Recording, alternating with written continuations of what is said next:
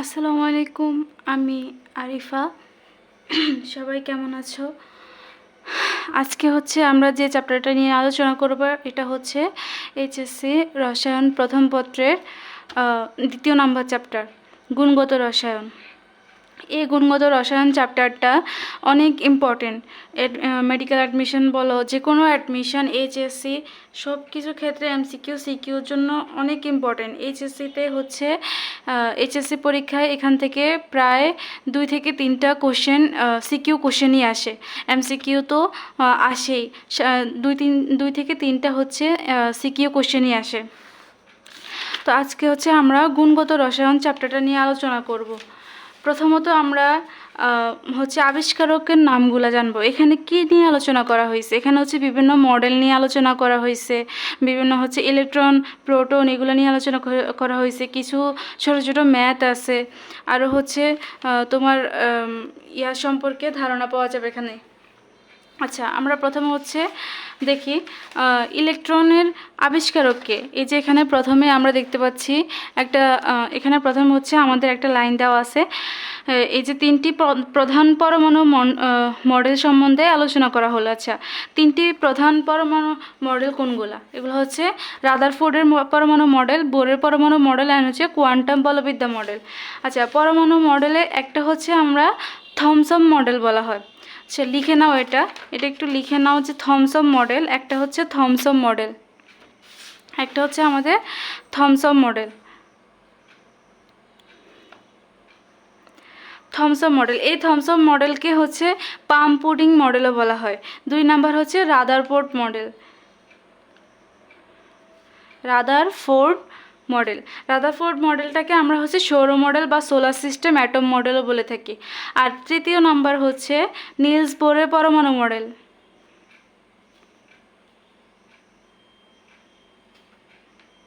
Nils বোরের পরমাণু model. আর 4 নাম্বার কোয়ান্টাম বলবিদ্যা মডেল। কোয়ান্টাম বলবিদ্যা মডেল। আচ্ছা, এবার আমরা আবিষ্কারকগুলো, ইলেকট্রন, নিউট্রন আর প্রোটনের আবিষ্কারক নামগুলো আমরা জানি। ইলেকট্রন কি? ইলেকট্রনের এখানে দিয়ে ইলেকট্রন থমসন। ইলেকট্রনের আবিষ্কারক থমসন। নিউট্রনের আবিষ্কারক আমাদের চ্যাডউইক।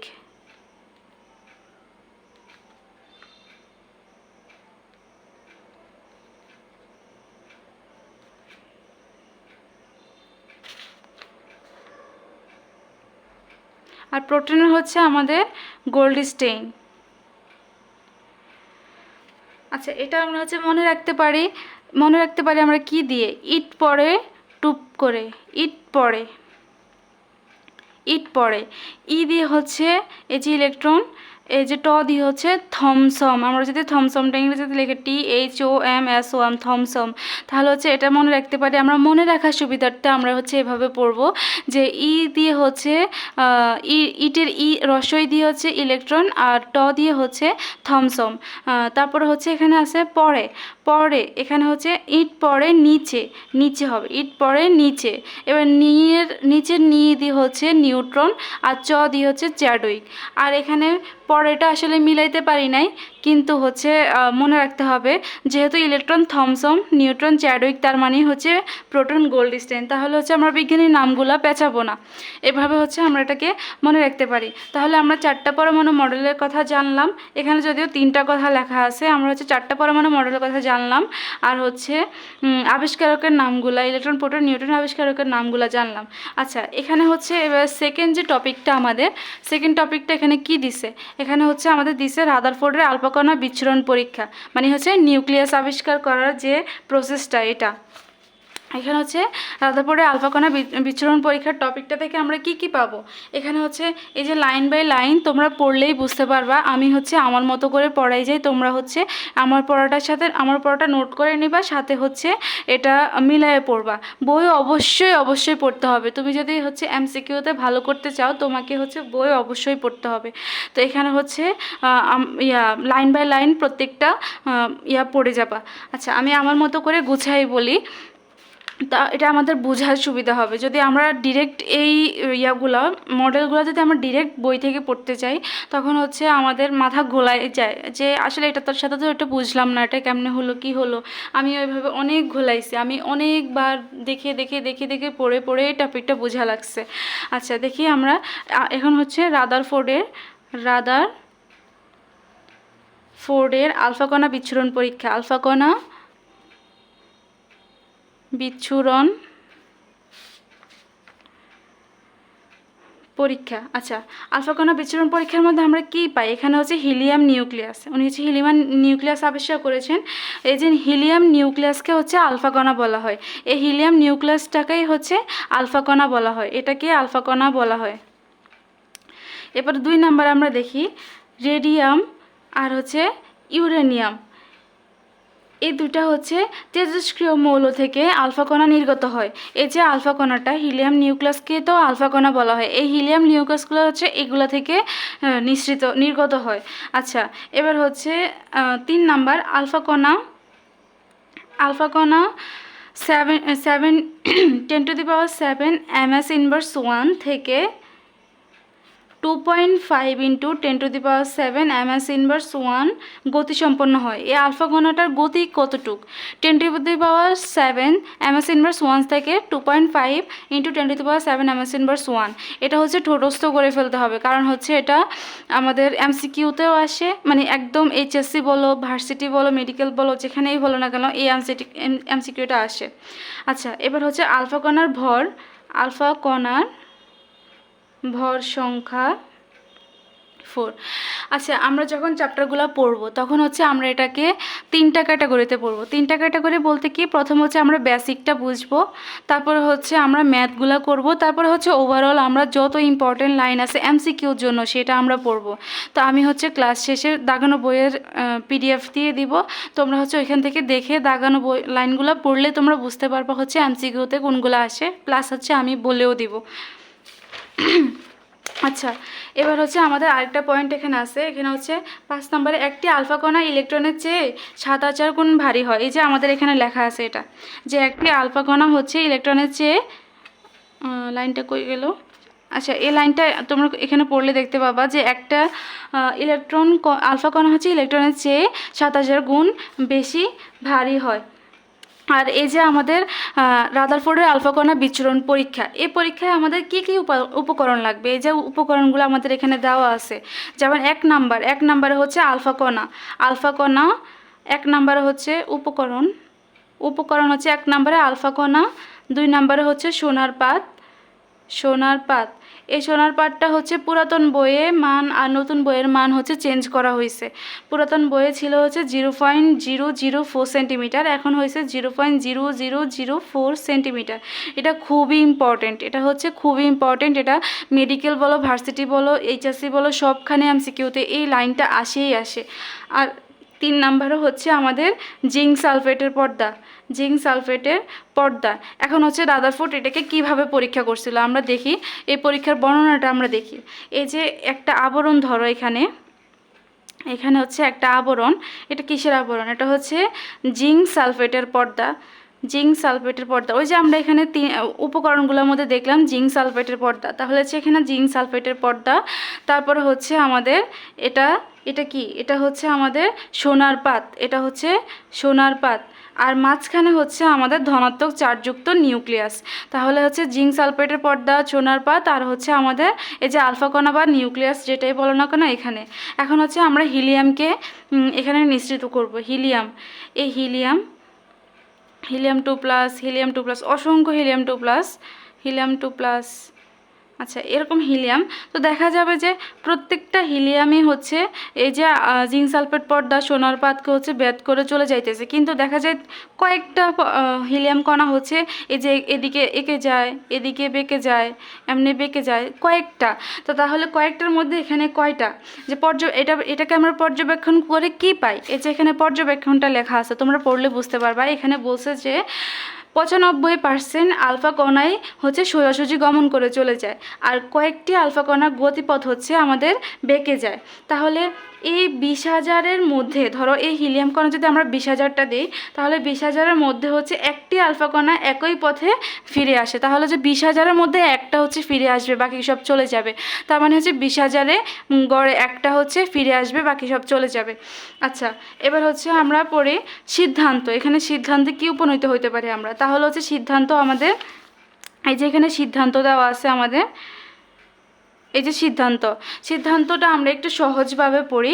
এটা হচ্ছে আমাদের এখান থেকে আমরা করতে পারি যে পরমাণুর অধিকাংশ জায়গা ফাঁকা, তবে ফাঁকা জায়গায় ইলেকট্রনগুলো হচ্ছে অবস্থান করে। যেমন এই যে পরমাণুর অধিকাংশ জায়গা হচ্ছে আমাদের ফাঁকা, এই ফাঁকা জায়গার মধ্যে হচ্ছে ইলেকট্রনগুলো অবস্থান করে।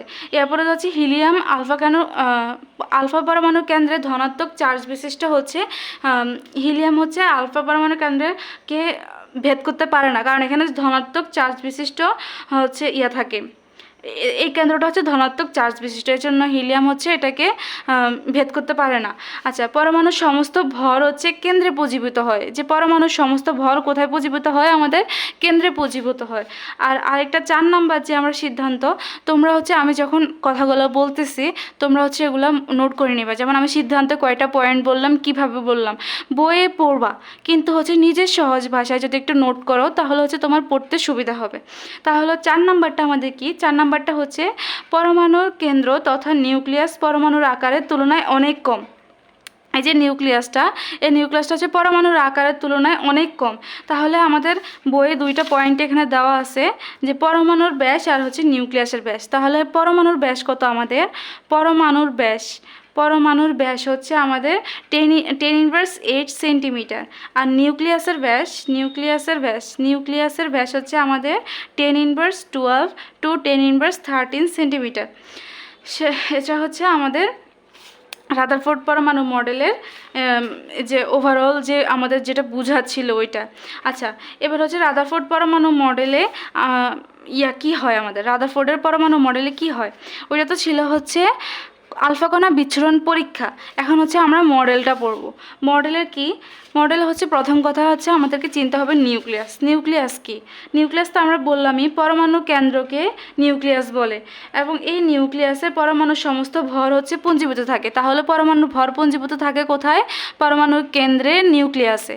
তাহলে আমাদেরকে এটা মাথায় রাখতে হবে যে পরমাণুর কেন্দ্রটাকে নিউক্লিয়াস বলে, এবং এই নিউক্লিয়াসে অর্থাৎ এই কেন্দ্রেই হচ্ছে সমস্ত ভর পুঞ্জীভূত থাকে।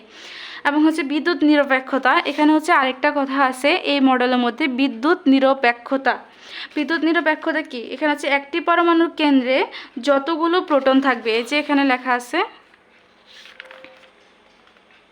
এই যে পরমাণু বিদ্যুৎ নিরপেক্ষ, এই যে এখানে হচ্ছে পরমাণু বিদ্যুৎ নিরপেক্ষ মানে হচ্ছে একটা পরমাণুর কেন্দ্রে যতগুলো প্রোটন থাকবে ওই পরমাণুর বিভিন্ন কক্ষপথে একই ইলেকট্রন থাকবে। যেমন হচ্ছে এটা পরমাণুর কেন্দ্র, এখানে নিউক্লিয়াসের চারদিকে হচ্ছে কক্ষপথে এখানে যতগুলো হচ্ছে প্রোটন থাকবে চারদিকে ততগুলাই হচ্ছে ইলেকট্রন থাকবে, আমাদের চারদিকে ততগুলাই ইলেকট্রন থাকবে। এটাই হচ্ছে রাদারফোর্ডের আরেকটা পয়েন্ট মডেলে। এরপরে আমাদের হচ্ছে কেন্দ্রমুখী এবং কেন্দ্রবিমুখী বল। এই যে আমাদের এখানে হচ্ছে কেন্দ্রমুখী এবং কেন্দ্রবিমুখী বলের কথা লেখা আছে এই যে এখানে। তো আমরা হচ্ছে নিজেদের মতো করে একটু পড়ি। সৌরজগতে সূর্যের চারদিকে, ধরো এটা সূর্যের চারদিকে যত হচ্ছে গ্রহগুলো ঘুরতে থাকা ইলেকট্রনের কেন্দ্র হচ্ছে বহির্মুখী বল। এই যে ইলেকট্রনগুলো হচ্ছে আমাদের বহির্মুখী বল দেয়, আর হচ্ছে ইলেকট্রনের ধনাত্মক চার্জের মধ্যে হচ্ছে কেন্দ্রমুখী বল দেয়। কেন্দ্রমুখী বলকে হচ্ছে কেন্দ্রবিমুখী বল এবং কেন্দ্রমুখী বলকে হচ্ছে আমাদের রাদারফোর্ড পরমাণু মডেল বলে। তাহলে আমরা মডেলের 3টা পয়েন্ট হচ্ছে আমরা আমাদের মতো করে বুঝবো, প্লাস হচ্ছে বই থেকে পড়ে নেব। আচ্ছা, এরপর হচ্ছে রাদারফোর্ড পরমাণু মডেলের সীমাবদ্ধতা।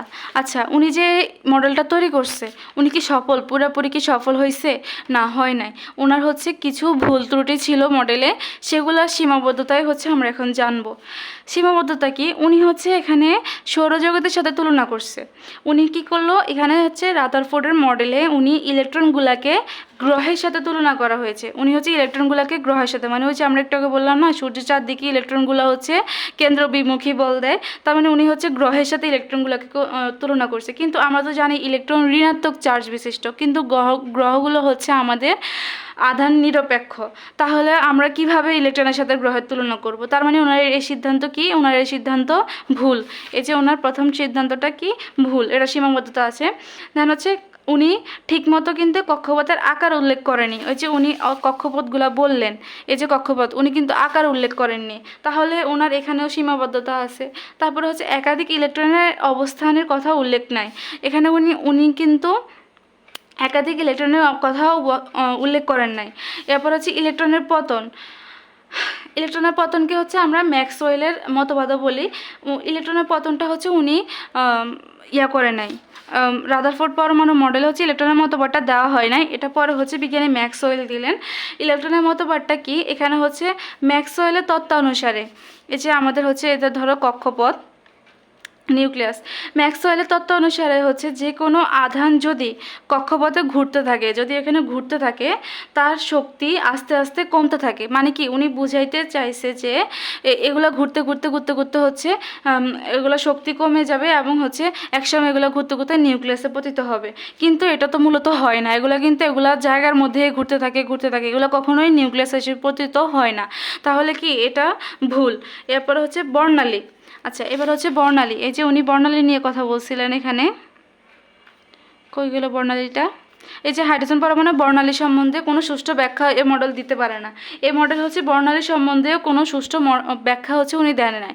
তাহলে তোমরা হচ্ছে আমার কথাগুলো নোট করে নিবা, নিয়ে তারপরে এই যে বইয়ের মধ্যে ধাপে ধাপে আমাদের আলফা কণা বিচ্ছুরণ পরীক্ষা, তারপর হচ্ছে আমাদের যে রাদারফোর্ড পরমাণু মডেলের কয়টা পয়েন্ট আছে, মডেলের সীমাবদ্ধতা, মডেলের হচ্ছে সিদ্ধান্ত, এগুলো হচ্ছে তোমরা পড়ে নিবা। এটা হচ্ছে এখানে হচ্ছে রাদারফোর্ড পড়াইলাম। রাদারফোর্ড পড়ানোর কারণে এটা সহজ মনে হইতে পারে, কিন্তু দেখা যায় যে রাদারফোর্ড বোর যখন আমরা সবগুলা পড়ি একসাথে তখন হচ্ছে আমাদের মাথাটা ঘোলাই যায়। আচ্ছা, এবার হচ্ছে আমাদের বোর পরমাণু মডেল। বোর পরমাণু মডেলে হচ্ছে আমরা স্থির কক্ষপথ বা শক্তি স্তরের ধারণা পাই। বোর পরমাণু মডেলে আমরা কিসের ধারণা পাই? এখানে হচ্ছে আমরা স্থির কক্ষপথ বা হচ্ছে শক্তি স্তরে, এই যে ইলেকট্রনের স্থির কক্ষপথ বা শক্তি স্তরের ধারণা, ইলেকট্রনের কৌণিক ভরবেগের ধারণা, আর হচ্ছে শক্তি শোষণ বা বিকিরণ ও বর্ণালী সৃষ্টির ধারণা, হচ্ছে আমরা এই ধারণাগুলো পাই। তো ধরো স্থির কক্ষপথ বা শক্তি স্তরের ধারণা কি, উনি কি বলছে এখানে?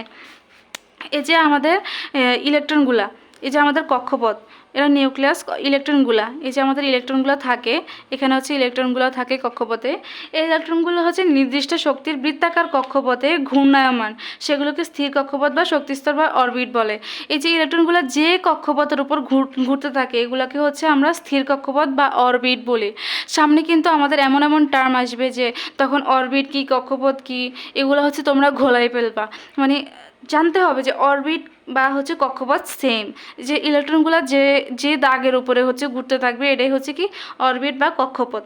আচ্ছা, ওই কক্ষপথে ইলেকট্রন অবস্থানকালে শক্তি শোষণও করবে না, বিকিরণও করবে না। এই যে ইলেকট্রনগুলো এখানে হচ্ছে অবস্থান করতেছে কক্ষপথে, এগুলো কিন্তু শক্তি শোষণও করবে না বা বিকিরণও করবে না। তাহলে হচ্ছে কি ইলেকট্রন এক কক্ষপথ থেকে হচ্ছে আরেক কক্ষপথে স্থানান্তরিত হবে। এই যে ইলেকট্রনগুলো হচ্ছে আমাদের এক কক্ষপথ থেকে আরেক কক্ষপথে স্থানান্তরিত হবে। যেমন এই ইলেকট্রনটা যদি এই কক্ষপথ থেকে এখানে আসে, তার মানে এটা হচ্ছে কি করবে? এটা হচ্ছে শক্তি বিকিরণ করবে। এই যে ধরো এটা আমার বড় করে আঁকি একটু, এটা কক্ষপথ, এটা হচ্ছে নিউক্লিয়াস, এটা হচ্ছে নিউক্লিয়াস, এগুলো হচ্ছে ইলেকট্রন, এগুলো হচ্ছে ইলেকট্রন, এখানে ইলেকট্রন আচ্ছা, এগুলো হচ্ছে দুইটা ইলেকট্রন, এখানে দুইটা ইলেকট্রন আছে। ধরো এই দুইটা ইলেকট্রন থেকে হচ্ছে একটা ইলেকট্রন এখানে চলে আসলো, যখন উপরের কক্ষপথ থেকে নিচের কক্ষপথ অর্থাৎ হচ্ছে ভেতরের দিকের কক্ষপথে আসবে তখন এটা হচ্ছে শক্তি বিকিরণ করবে, এটা শক্তি বিকিরণ করে এটার দিকে চলে আসবে। যখন ইলেকট্রনটা এই কক্ষপথ থেকে এই কক্ষপথে যাবে তখন হচ্ছে এটা শক্তি শোষণ করবে। এটা খুব মনোযোগ দিয়ে বুঝবা যে যখন উপর থেকে নিচের দিকে আসবে তখন হচ্ছে এটা শক্তি বিকিরণ করবে, যখন এটা নিচ থেকে উপরের দিকে যাবে। মানে আমাদের কি হয়, আমরা হচ্ছে ধরো আমাদের কঠিন পড়া যদি আমাদেরকে মাথায় ঢুকাইতে হয়, ধরো আমরা যদি যদি ক্লাস 7-এ পড়তে চাই, এখন আমার যদি বয়স হয় 4 বছর, আমি কি ক্লাস 7-এ পড়তে পারবো? অবশ্যই পারবো না। ওই পড়া হচ্ছে লোড আমি নিতে পারবো না। তাহলে ওই পরিমাণ ম্যাচিউরিটি আমাদের হচ্ছে লাগবে, ওই পরিমাণ ব্রেন আমাদের লাগবে। তার মানে কি, আমাদের শক্তি লাগবে। তো যখন হচ্ছে আমরা উপর থেকে নিচের দিকে চলে যাই, যখন আমরা শক্তি হারাই ফেলি, তখন কি করি, আমরা উপর থেকে নিচের দিকে পড়ে যাব।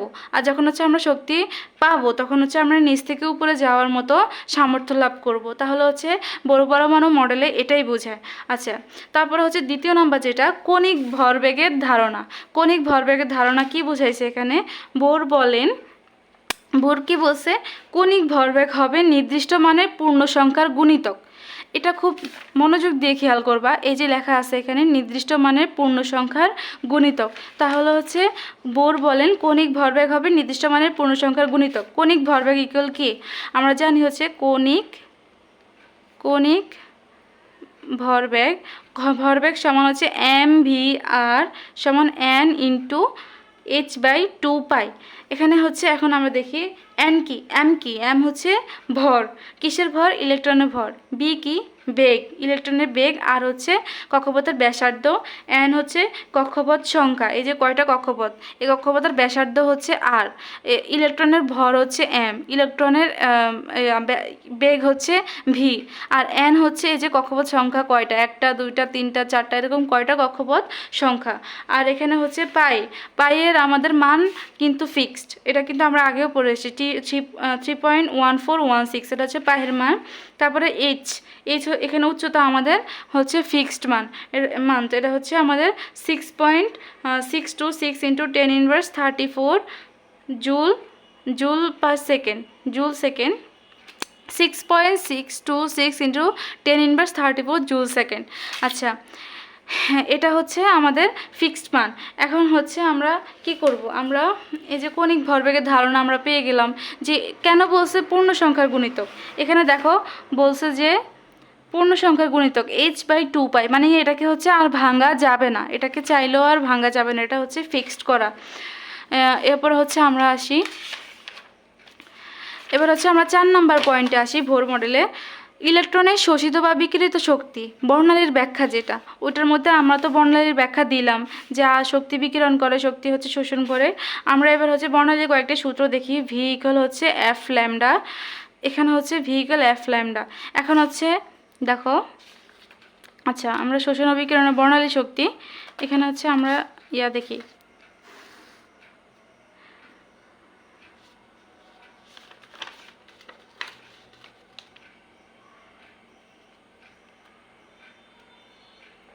আচ্ছা, আমরা হচ্ছে সূত্রের ব্যাখ্যাটা একটু পরে জানি, আমরা আগে সূত্রগুলো দেখে নিই। ভি ইকুয়াল হচ্ছে F lambda and E equal হচ্ছে এইচ নিউ। এবার হচ্ছে আমরা আবার ই সমান কি হইতে পারে, ই সমান হচ্ছে আমাদের এইচ, এবার নিউ সমান হচ্ছে আমাদের c/ল্যামডা। আচ্ছা, এখানে হচ্ছে ভি ইকুয়াল হচ্ছে এফ ল্যামডা। তো এখন হচ্ছে আমাদের ইয়াতে হচ্ছে ভি, আমাদের সি ইকুয়াল হয় হচ্ছে এফ বাই ভি, এই সি ইকুয়াল হচ্ছে এফ বাই ভি। তাহলে আমরা এখানে লিখতে পারি হচ্ছে সি সমান নিউ ল্যামডা, তা হচ্ছে নিউ সমান c/ল্যামডা। তখন যখন আমাদের ই সমান এইচ নিউ হবে, তখন হচ্ছে আমাদের সমান এইচ c/ল্যামডা। এই দুইটা সূত্র তোমরা হচ্ছে জেনে রাখো, এটা সম্পর্কে আমরা পরে হচ্ছে ডিটেলসে আলোচনা করব। এবার হচ্ছে আমাদের বোর পরমাণু মডেলটা শিখি। আমরা তো এতক্ষণ হচ্ছে বোর পরমাণু মডেল কি শিখছি, বোর পরমাণুর মডেল সম্পর্কে ধারণা পাইছি। এখন হচ্ছে এই মডেলের যে শক্তিস্তর ধারণার কথা বলা হয়েছে, যে আমরা বললাম না যে কক্ষপথ শক্তিস্তরের দিয়ে আমরা কী দিয়ে প্রকাশ করবো, এন ইকুয়াল হচ্ছে কক্ষপথ 1 2 3 4, আমরা এভাবে গণনা করব। এবার 1টা কি, 1 হচ্ছে K shell, L shell, M shell, N shell. তাহলে কে এল এম এন এগুলো একটু জেনে রাখো, এগুলো তোমাদের কাছে হয়তো বা এখন হজবরল লাগবে, কিন্তু যখন হচ্ছে আমরা সামনে যাব আরও পড়বো, আবার রিপিট হবে, তখন হচ্ছে আমাদের কাছে পুরো ক্লিয়ার হয়ে যাবে। আচ্ছা, এরপরে হচ্ছে 2 নম্বর হচ্ছে কণিক ভরবেগের সূত্র তো আমরা দেখলাম mv r = nh/2 2 পাই। আর হচ্ছে শোষিত বা বিকিরিত শক্তির সূত্র, শোষিত বা বিকিরিত শক্তির সূত্র কি হবে, ডেল ই সমান হচ্ছে E2 মাইনাস E1। এখানে E2 মাইনাস E1 কেন, ই তো হচ্ছে আমাদের কক্ষপথ। এখন আমাদের তো শক্তি যদি বিকিরিত শক্তি যদি আমরা নির্ণয় করতে চাই, আমরা কি একটা কক্ষপথ দিয়ে পারবো না, কারণ হচ্ছে আমাদের ইলেকট্রন যদি শুধু একটা কক্ষপথেই থাকে তাহলে এটা কিভাবে শক্তি বিকিরণ করবে বা শোষণ করবে, নিশ্চয়ই একাধিক কক্ষপথ লাগবে। এটা হচ্ছে আসা যাওয়া করলে তখন শক্তি বিকিরিত হবে। তো কক্ষপথ 2 কক্ষপথ 1, তাহলে হচ্ছে আমাদের এই যে আমরা জানি যে ই ইকুয়াল হচ্ছে এইচ নিউ, এবারে এইচ ইকুয়াল হচ্ছে সি বাই ল্যামডা, এটা হচ্ছে আমাদের সূত্র। এবার এই মডেলের সাফল্য কি, এই মডেলের সাফল্য হচ্ছে আমাদের এই মডেল হচ্ছে স্থায়িত্বের ব্যাখ্যা দেয়। এখানে তোমরা এগুলো দেখলে আসলে পড়তে পারবা যে এই মডেল হচ্ছে স্থায়িত্বের ব্যাখ্যা দেয়, তারপর হচ্ছে কৌণিক ভরবেগের সম্পর্কে ধারণা দেয়, কক্ষপথের ব্যাসার্ধ নির্ণয় করে। এখানে কক্ষপথের ব্যাসার্ধ দেওয়া আছে, দেখো এই যে কক্ষপথের ব্যাসার্ধ দেওয়া আছে, আর ইকুয়াল হচ্ছে 5 ইন্টু আর ইকুয়াল হচ্ছে 5 ইন্টু 29 ইন্টু 10 ইনভার্স 11 সেন্টিমিটার। তোমরা যদি 8 সেন্টিমিটার দাও তাহলে হচ্ছে তোমাদের 0.529 ইন্টু 10 ইনভার্স 8 সেন্টিমিটার হবে। আর যদি 11 সেন্টিমিটার দাও তাহলে হচ্ছে তোমাদের 5.29 ইন্টু 10 ইনভার্স 11 সেন্টিমিটার হবে। আচ্ছা, এবার হচ্ছে এই মডেলের তো সীমাবদ্ধতা থাকতে পারে, তাহলে এই মডেলে কী কী সীমাবদ্ধতা আছে আমাদের, এই মডেলের সীমাবদ্ধতা হচ্ছে আমাদের দ্বিমাত্রিক কক্ষপথ হবে না। মানে উনি হচ্ছে দ্বিমাত্রিক কক্ষপথের কথা বলছিল, যে এখানে দ্বিমাত্রিক কক্ষপথ হবে না, এখানে হবে হচ্ছে ত্রিমাত্রিক কক্ষপথ। এরপর হচ্ছে ইলেকট্রনের কৌণিক ভরবেগের ব্যাখ্যা দেননি, উনি হচ্ছে ইলেকট্রনের ভর আর হচ্ছে বেগের কথা বলছি, কিন্তু ইলেকট্রনের কৌণিক ভরবেগের ব্যাখ্যা দেননি, তাহলে হচ্ছে এটা সীমাবদ্ধতা ওনার। এবার হচ্ছে এক ইলেকট্রন বিশিষ্ট পরমাণু বা আয়নের বর্ণালী ব্যাখ্যা করা গেলেও একাধিক ইলেকট্রন বিশিষ্ট পরমাণু বা আয়নের বর্ণালী ব্যাখ্যা করা যায় না, এটাও ওনার একটা সীমাবদ্ধতা। তোমরা হচ্ছে এই সীমাবদ্ধতাগুলো জাস্ট হচ্ছে জানার জন্য পড়ে ফেলবা। আর হচ্ছে সূক্ষ্ম রেখার বর্ণনাও উনি দেন নাই। আচ্ছা, এবার হচ্ছে আমাদের এখানে দুইটা কথা লেখা আছে, দেখো যে চুম্বক ক্ষেত্রের প্রভাবে বর্ণালী রেখাগুলো আরও সূক্ষ্ম রেখায় বিভক্ত হয়ে পড়ে, একে হচ্ছে জীবন প্রভাব বলে। একইভাবে তড়িৎ ক্ষেত্রের প্রভাবে এরূপ ঘটে কি স্টার্ক প্রভাব বলে। তাহলে হোয়াট ইজ জীবন প্রভাব অ্যান্ড হচ্ছে স্টার্ক প্রভাব। তো চুম্বক ক্ষেত্রের প্রভাবে যখন হচ্ছে পরমাণুর বর্ণালীগুলা অধিকতর সূক্ষ্ম রেখায় বিভক্ত হবে, চুম্বক ক্ষেত্রে হচ্ছে জিম্যান, আর হচ্ছে তড়িৎ ক্ষেত্রে হচ্ছে স্টার্ক, তড়িৎ ক্ষেত্রে হচ্ছে স্টার্ক। তোমরা হচ্ছে কিভাবে মনে রাখবা যে হচ্ছে জিম্যান চুম্বক খেলা দেখায়। জিম্যান ধরো আমরা যেরকম হচ্ছে একটা স্পেশাল ম্যান হিসেবে জোকারকে আমরা হচ্ছে একটু স্পেশালভাবে দেখি, একটু হাস্যরসিকভাবে। মনে করো যে জিম্যান একজন মানুষ, সে হচ্ছে চুম্বক খেলা দেখায়, তাহলে হচ্ছে জিম্যান হচ্ছে চুম্বক ক্ষেত্রে হচ্ছে জিম্যান প্রভাব হবে। আর আমাদের তড়িৎ ক্ষেত্রে হচ্ছে স্টার্ক প্রভাব। তড়িৎ ক্ষেত্রে আমাদের কি হয়, আমরা হচ্ছে শক খাই কারেন্টের। তো আমাদের শার্ক মাছ কি করে, শার্ককে আসলে মাছ কিনা আমি জানি না, শার্কটা হচ্ছে আমাদের মানুষ খেয়ে ফেলে। তো আমরা বুঝবো যে মানুষ মেরে ফেলে বা খেয়ে ফেলে, তাহলে তড়িৎ হচ্ছে আমাদের মানুষ মেরে ফেলে, তাহলে তড়িৎ হচ্ছে স্টার্ক প্রভাব। তাহলে আমরা মনে রাখতে পারি চুম্বক ক্ষেত্রে জিম্যান প্রভাব অ্যান্ড তড়িৎ ক্ষেত্রে হচ্ছে স্টার্ক প্রভাব। আচ্ছা, এবার আমরা আসি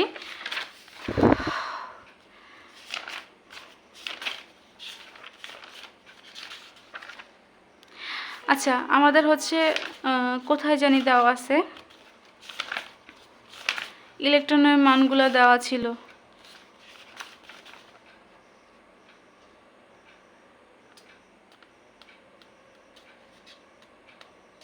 এই যে আমাদের এখানে হচ্ছে ইলেকট্রনের মানগুলো দেওয়া আছে একটা বক্সে, এখানে হচ্ছে অনেক কঠিন করে দেওয়া আছে। আমরা দেখি, আমি এই চারটার ছবি তোমাদেরকে উঠাই দিব, এই যে এখানে এই চারটার ছবি হচ্ছে আমি তোমাদেরকে উঠাই দিব।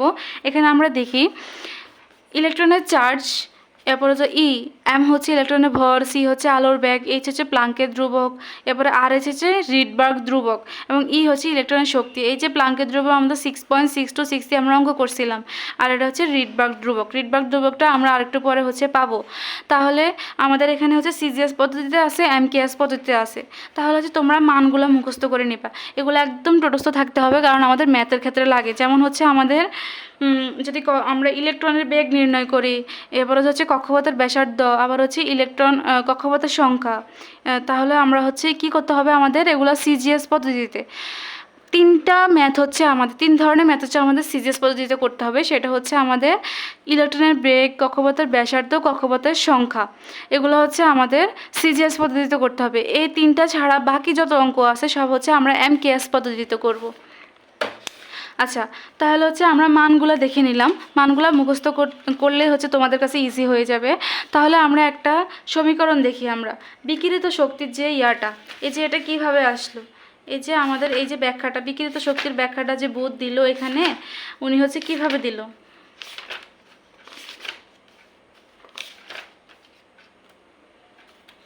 কোথায় গেল, এই যে ডেল ই সমান E2 - E1 = h নিউ। এখন হচ্ছে আমরা দেখি এটা কিভাবে আসলো। আমরা জানি যে এই সূত্রগুলো যেগুলো আমি এখন লিখবো এগুলো হচ্ছে বইয়ে দেওয়া আছে। যেমন ই সমান হচ্ছে En মানে কক্ষপথের সংখ্যা, এটা হচ্ছে আমাদের -2π² mz² e⁴। এগুলো কিন্তু আমাদের ম্যাথ, এগুলো টোটস্থ থাকতে হবে। তারপর হচ্ছে n² h²।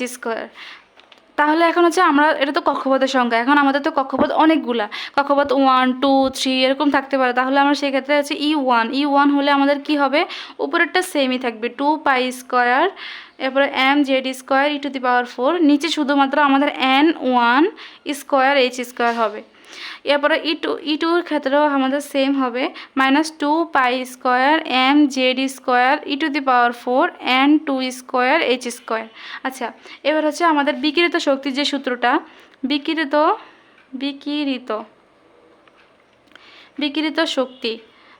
শক্তির যে সূত্রটা, এটা হচ্ছে আমরা কি, ডেল ই সমান E2 - E1। আমার লেখা খুবই বাজে, কেউ হচ্ছে মাইন্ড করো না।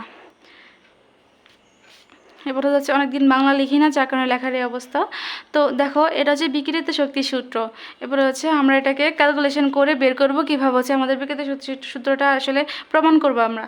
তো দেখো যে এটা হচ্ছে আমাদের কি, আমরা জানি যে E হচ্ছে কি, আমরা হচ্ছে এইচ নিউটা আগে এদিকে নিয়ে আসবো। আচ্ছা, আগে হচ্ছে এইচ নিউটা এদিকে নিয়ে আসি। এইচ নিউটা নিয়ে আসলে আমাদের হচ্ছে E2 - E1। আচ্ছা, এদিকে ডেলি দিতে মনে নাই, সমস্যা নাই, আমরা এইচ নিউ থেকে করি E1, তারপরে E2 - E1, তারপর হচ্ছে আমাদের এখানে কি এইচ, আমরা জানি যে নিউইক্যাল কি c/λ, ওই যে আমরা এখানে করলাম নিউইক্যাল c/λ, আমাদের এক সূত্র পাইলাম আমরা এখানে নিউইক্যাল c/λ। তাহলে হচ্ছে আমরা এখানে লিখব এইচ c/λ সমান হচ্ছে En2 মাইনাস হচ্ছে En1, কক্ষপথ 2 কক্ষপথ 1, বা হচ্ছে আমাদের h × c/λ কি, ল্যামডা ইকুয়াল হবে আমাদের ওই যে ই এর সংখ্যা, ই এর সূত্র হবে, ওই যে E2 এর সূত্র হবে, E1 এর সূত্র হবে, তখন হচ্ছে আমাদের 2π² mz² e⁴ n2² h²। এরপরে হচ্ছে -2π² mz² e⁴ n1² n হচ্ছে h²। আচ্ছা, এবার হচ্ছে আমাদের বা h c/λ, এখানে হচ্ছে আমরা কি করব, আমরা হচ্ছে এদিকে হচ্ছে এটা সেমই থাকবে 2π² mz² e⁴ n, আচ্ছা আমি এটা সুন্দর করে লিখি, n2² h²। এরপর হচ্ছে মাইনাসে মাইনাসে প্লাস হয়ে যাবে, এখানে প্লাস 2π² mz² e⁴, এরপর হচ্ছে n2² h²। আচ্ছা, এরপর হচ্ছে আমাদের h c/λ, এখন হচ্ছে আমাদের এখানে আবার প্লাসে মাইনাসে মাইনাস হয়ে যাবে 2π² mz² e⁴ n1² h² minus 2π² mz² e⁴ n2² h²। আচ্ছা, এবার হচ্ছে আমাদের কি হবে, আমরা ল্যামডাটাকে হচ্ছে আলাদা করে ফেলবো।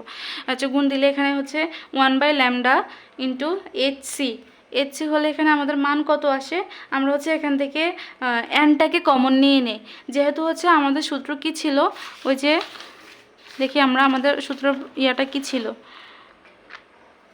কই আচ্ছা আমি এখানে খুঁজে পাচ্ছি না, এটা আলটিমেটলি হচ্ছে one by n one square আনতে হবে। তাহলে হচ্ছে আমরা এনটাকে কমন নিয়ে নিই, এনটাকে কমন নিয়ে নিলে আমাদের হচ্ছে 2 pi square m z square e⁴ CH3। আমরা হচ্ছে সিটাকেও এদিকে নিয়ে আসবো। আচ্ছা আমি কি করলাম এখানে, আচ্ছা এখানে হচ্ছে আগে এইচ স্কোয়ার, সরি এইচ স্কোয়ারের পর হচ্ছে এখানে এন কমন নিয়ে নিলাম, n1 square minus n2 square. আচ্ছা এবার হচ্ছে আমরা 1/λ, এবার আমরা হচ্ছে এইচ সিটাকে ওইদিকে গুণ করে এদিকে নিয়ে যাব, এটা হচ্ছে 2 pi square m z square e⁴, তারপর হচ্ছে CH3, তারপরে 1/n1 square minus 1 n2 square.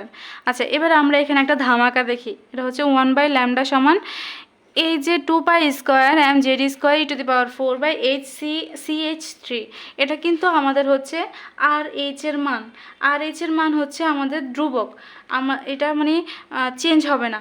এই যে দেখো আমরা এখানে রিডবার্গ ধ্রুবক পড়ছিলাম, আর এইচের মান এত, তাহলে হচ্ছে আমাদের এটা হচ্ছে মান ওইভাবেও লেখা যায় এভাবেও লেখা যায়, এটা হচ্ছে আমাদের রিডবার্গ ধ্রুবক, এটা বইয়ে দেওয়া আছে তোমরা দেখবা। তাহলে হচ্ছে এটা যেহেতু রিডবার্গ ধ্রুবক, তাহলে আর এইচ সমান যেহেতু এটা, তাহলে আমরা এখানে আর এইচ বসাই দিই, আর এইচ বসাই দিলে হচ্ছে 1/n1 square minus 1/n2 square. তাহলে হচ্ছে আমাদের এবার কি আসে, এবার হচ্ছে 1/λ। আমরা তো ওই যে আরেকটা ইয়েতে করছিলাম না যে 1/λ সমান কি আমাদের হচ্ছে নিউ, 1/λ সমান হচ্ছে কোথায় লিখলাম, আচ্ছা 1/λ সমান হচ্ছে আমাদের নিউ। তাহলে হচ্ছে আমরা এখন কি লিখবো, 1/λও লেখা যাবে, তুমি যদি সূত্রটা লেখো যে 1/λ, আচ্ছা এটা আমার আগে লেখার পর হচ্ছে নিউ দিয়ে হচ্ছে R H 1/n1 square minus 1/n2 square. আচ্ছা এবার আলটিমেটলি আমাদের রিডবার্গের সমীকরণটা কি দাঁড়াইলো, রিডবার্গের সমীকরণ দিয়ে যদি আমরা অঙ্ক করতে যাই তখন হচ্ছে আমরা এটা লিখতে পারবো 1/λ সমান R H 1/n1 square minus 1/n2 square. আমরা এটা দিয়েও করতে পারবো, বা হচ্ছে নিউ সমান R H 1/n1 square 1/n2 square, এটা দিয়েও লিখতে পারবো। অনেক বড় অঙ্ক করে ফেললাম আমরা। আচ্ছা এখন হচ্ছে আমরা একটা ছোট অঙ্ক দেখি, ছোট অঙ্ক আমি হচ্ছে কোশ্চেনটা বলি, আমি কোশ্চেনটা লিখবো না, তোমরা হচ্ছে লিখে নাও, খাতায় আগে কোশ্চেনটা লিখো। এটা হচ্ছে 3 নং কক্ষপথ থেকে একটি ইলেকট্রন 2 নং কক্ষপথে ধাপান্তরিত হলো, মানে হচ্ছে আমাদের এখানে একটা কক্ষপথ, দুইটা কক্ষপথ, তিনটা কক্ষপথ, এখন 3 নং কক্ষপথ থেকে হচ্ছে আমাদের 2 নং কক্ষপথে একটা ইলেকট্রন ধাপান্তরিত হলো, মানে একটা ইলেকট্রন এদিকে 2 নং কক্ষপথে আসলো, হলে হচ্ছে বিকিরিত শক্তির তরঙ্গ সংখ্যা বা তরঙ্গ দৈর্ঘ্য নির্ণয় করো। আচ্ছা আমি লিখি 3 নং কক্ষপথ থেকে 3 নং কক্ষপথ থেকে একটি ইলেকট্রন 2 নং কক্ষপথে ধাপান্তরিত হলে বিকিরিত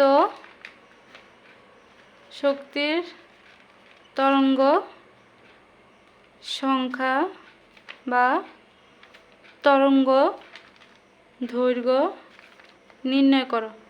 আচ্ছা এখন এখানে আমাদের কি দেওয়া আছে, আমাদের যেহেতু বলছে ইলেকট্রনটা হচ্ছে তৃতীয় কক্ষপথে দ্বিতীয় কক্ষপথে আসছে, তার মানে এখানে আমাদের হচ্ছে n1 প্রথমে কি n1 হচ্ছে আমাদের এখানে 2, আর মানে 2 নম্বর কক্ষপথ, n2 হচ্ছে আমাদের 3, মানে 3 নম্বর কক্ষপথ। তাহলে আমরা আর এইচ ধ্রুবক আমরা জানি হচ্ছে 109, ওই যে আমাদের এখানে যে মানটা দেওয়া আছে দেখো, রিডবার্গ ধ্রুবকের মানটা আমাদের যেটা দেওয়া আছে, রিডবার্গ ধ্রুবকের মানটা এই যে 109678 সেন্টিমিটার ইনভার্স 1। এটা হচ্ছে আমরা MKS পদ্ধতিতে করব, MKS পদ্ধতিতে করলে আমাদের হচ্ছে ইয়াতে লিখতে হবে, এটা হচ্ছে আমাদের সিজিএস পদ্ধতিতেও করতে পারবো, MKS পদ্ধতিতেও করতে পারবো। আচ্ছা আমরা সিজিএস পদ্ধতিতে করি, সিজিএস পদ্ধতিতে করলে হচ্ছে 109678 সেন্টিমিটার ইনভার্স 1, সেন্টিমিটার ইনভার্স 1 হলে এখন হচ্ছে আমরা দেখি মান বসে তরঙ্গ দৈর্ঘ্য, আমরা জানি তো তরঙ্গ দৈর্ঘ্য হচ্ছে ল্যামডা দ্বারা প্রকাশ করা হয়, তাহলে এখানে আমাদের হচ্ছে 1/λ সমান আর এইচ 1/, ওই যে আমরা কিসের সমীকরণ, রিডবার্গের সমীকরণ পড়ছিলাম, আমরা যে রিডবার্গের সমীকরণ দিয়ে করবো n1 square minus 1/n2 square, বা হচ্ছে নিউ ইকুয়াল হচ্ছে 109678 সেন্টিমিটার ইনভার্স 1 ইন্টু 1/n1 সমান কত আমাদের 2 স্কোয়ার মাইনাস 1/3 স্কোয়ার। এখন হচ্ছে আমাদের নিউ সমান কি আসবে, নিউ সমান হচ্ছে এটা যদি আমরা ক্যালকুলেশন করি এখানে আসবে হচ্ছে 1523305 সেন্টিমিটার ইনভার্স 1 আসবে। আচ্ছা, এখন হচ্ছে আমরা ল্যামডা নির্ণয় করি। ল্যামডা হচ্ছে কি, ল্যামডা কি আসবে আমাদের এখানে, নিউ ইকুয়াল যেহেতু 1/λ, তাহলে 1/λ হলে ল্যামডা ইকুয়াল হচ্ছে 1 এই যে এই মানটা বসাবো, এই মানটা বসাই ক্যালকুলেশন করলে যেটা আসবে এটাই হচ্ছে আমাদের তরঙ্গ দৈর্ঘ্য বা তরঙ্গ সংখ্যা। তো আজকে হচ্ছে এতটুকুই থাক। নেক্সট দিন আমরা হচ্ছে আরও বাকি যে টপিকগুলো আছে এগুলো হচ্ছে আলোচনা করব, প্লাস হচ্ছে অনেকগুলো ম্যাথ করব ইনশাআল্লাহ। তো হচ্ছে তোমরা যেটা করবা এটা হচ্ছে আমি যা যা বলছি এগুলো হচ্ছে মানে বুঝবা, যেহেতু তোমাদের প্রথম তোমরা হচ্ছে মানে একবারে বুঝবা না, ভিডিওটা দরকার হয় বারবার দেখবা, দেখে বুঝবা, নোট করবা, বই পড়বা, তারপর হচ্ছে দেখবা যে ক্লিয়ার হয়ে যাবে। এই চ্যাপ্টারের বাকি যে ম্যাথগুলো আছে বা বাকি যে টপিকগুলো আছে এগুলো হচ্ছে খুবই মজার জিনিস। এই প্রথম দিয়ে শুধুমাত্র কয়েকটা মডেল হাবিজাবি দেওয়া আছে, এগুলো একটু কঠিন, তো এগুলো একটু হচ্ছে টেকনিক্যালি বুঝে নিলে বাকিগুলো তোমার জন্য ইজি হয়ে যাবে। তো আমরা নেক্সট দিন হচ্ছে বাকি টপিকগুলো পড়বো। আর আমি হচ্ছে আমার দেখানো বইয়ের পিডিএফ দিয়ে দিব, তোমরা হচ্ছে দেখানো বইয়ের পিডিএফটা দেখে পড়ে নিও, যেহেতু তোমরা এখনও বইটা কিনেও নাই। তো আজকে এ পর্যন্তই থাক। আসসালামু আলাইকুম, সবাই আমার জন্য দোয়া করবা।